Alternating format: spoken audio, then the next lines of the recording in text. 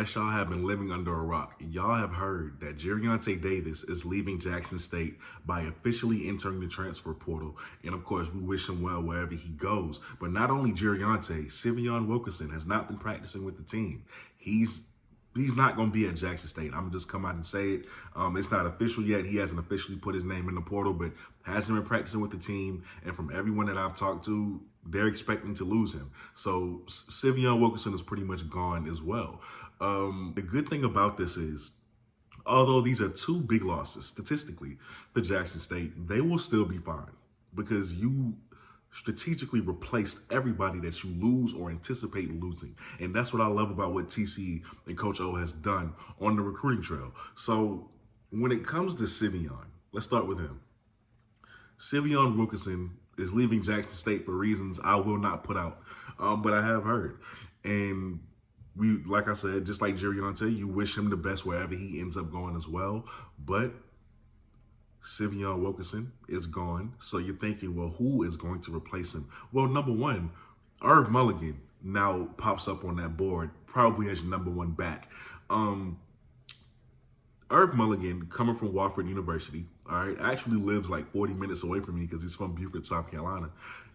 He has 19 starts in his career, ran for 1,324 yards on 190 carries, and has had 11 touchdowns. This is a guy who's honestly has the same stature as Syveon Wilkerson, just a little bit more muscular, all right, a little bit more faster as well. He runs the same way. He has the same running style. He hits the hole hard. He's a bruising back. He's an every down back that you can give the ball to. He can get you those short yard situations. He could turn nothing into something. He can break off for a big run after being initially hit by 2 to 3 defenders, and he can just break those tackles and completely get going.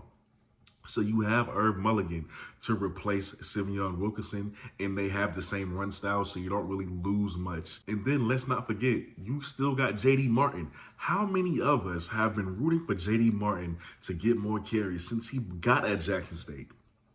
Since the initial season where he was behind Peyton Pickett, we wanted him to get more carries because we saw the explosiveness whenever he touched the ball. We got little glimpses of it with him 2 seasons ago. And ever since then, we've just been waiting for him to get his opportunity. So far at Jackson State, I mean, last year at least, he only had 36 carries for 177 yards. So if he gets to get the ball more, great. You now have Irv Mulligan and J.D. Martin. That's not a bad pair at all. And then even after J.D. Martin, I'm going to just say, you don't have him yet, not officially, but from the people who I've talked to inside the program, they are expecting to get Mr. Rasul Fazian. Now, I've told you about him. I made a video about him. He's been offered by Jackson State recently. He's coming from Snow Community College. Now, I've also told you the other schools who have offered him, and based out of all those other FCF schools, let's be real, you would have the best chance out of those schools. I don't see what he would see in those other schools to choose them over y'all. So they are expecting to get Rasul, and they're just waiting on him to make it official. But officially, yet he's not yours. But he is 6 feet, 215 pounds, runs a 4.4. So right off the bat, he would be your biggest running back. And he would come in with 2 years of eligibility left while being one of the most highly versatile backs on your roster. Why? Because not only is he a threat with the football, of course he's a running back, but he can also be a threat in the slot position. This kid can really play slot receiver as well if you needed him to, and you're not going to need him to, but it adds to his repertoire. He can catch out of the backfield. You know that for certain because you can literally line him up at wide receiver if need be. So if Rasul commits, or when Rasul commits, based on what I've been hearing, he would now move up to your running back one.